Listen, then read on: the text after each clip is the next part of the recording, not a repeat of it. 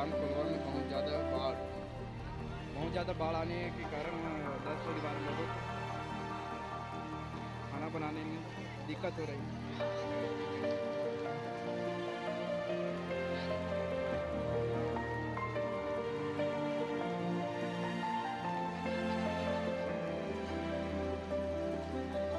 कई लोगों को खाना बनाने में दिक्कत हो रही है, पूरे घरों में बाढ़ पानी घुस गए।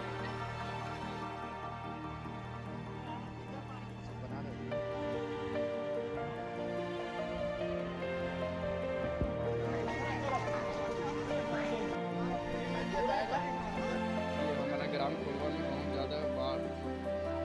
ज़्यादा बाढ़ आने के कारण 10 परिवार लोगों को खाना बनाने में दिक्कत हो रही है।